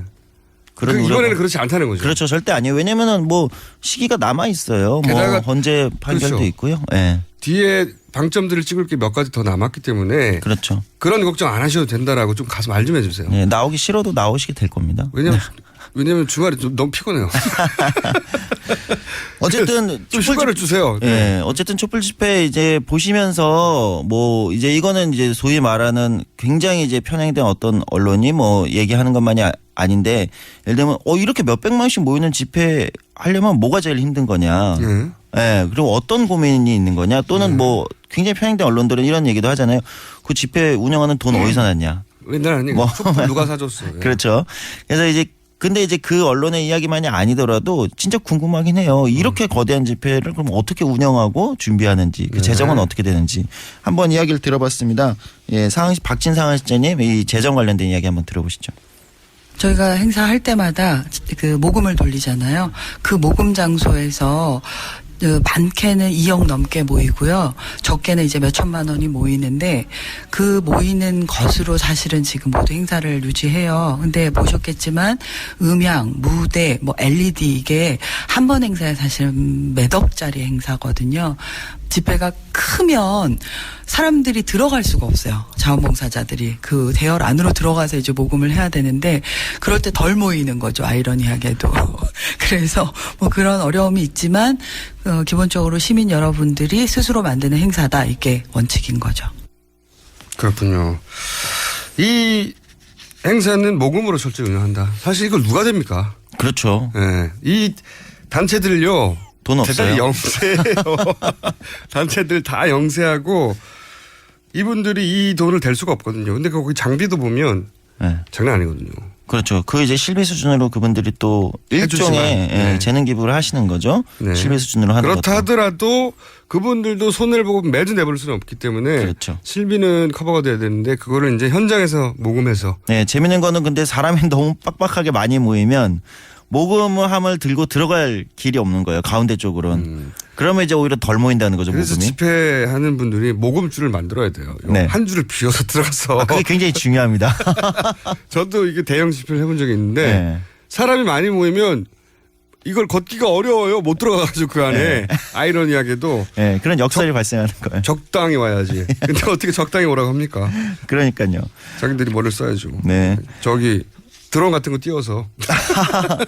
그렇죠. 추천 단식이니까 드론으로 바구니에다가 달아서. 꼭 그 얘기 좀 해주세요. 저희 피곤하거든요. 참여했던 사람들. 네. 거기에 청소년들은 뭐 안 그럴지 모르겠도 40대, 50대, 60대 많아요. 피곤해요. 좀 일정을 듬성듬성 잡아서 왜냐하면 1월달, 3월달 또 해야 될 거 아닙니까? 헌재 판결이나 혹은 정치권의 행동을 보고. 네. 그렇죠? 제가 하여튼 뭐 상황실에 한번 전달하도록 하겠습니다. 의견을. 걱정하지 말라고. 네. 혹시 촛불 집회 한두 주 안 나온다 해서 사그러들지 않는다고 이번엔 절대로. 네. 어쨌든 이 외국의 그 유명한 방송사가 한국의 이 아주 질서정연한 이 그 촛불 집회 동영상을 페이스북에 올렸는데 그 밑에 외국인들 미국 사람들인데 댓글을 달았어요. 아니 이렇게 열맞추고 질서정연하고 평화로운 집회는 뒤에 정부가 있지 않는 한 시민들의 자발적으로는 이렇게 될 수가 없다. 영어로 댓글 달았더라고요. 왜냐면은 박근혜 정부가 박근혜 탄핵하라고 그렇죠. 시민들을 동원한 거예요? 왜냐면 보통 그런 외국에서는 그런 맞아요, 집회들은 맞아요. 굉장히 이제 그 뭐랄까 질서라기보다는 자유롭게 진행되는데 이건 너무 질서정연하잖아요. 이해가 안 가겠죠. 저희도 이게 항상 이랬던 건 아니에요. 그렇죠. 근데 이번에는 온 국민이 단합을 한 거죠. 그래서 제 생각에는 이 모든 사태가 끝난 다음에 반드시 최순실 씨 동상을 어딘가에 세워서 기억하도록 해야 돼요.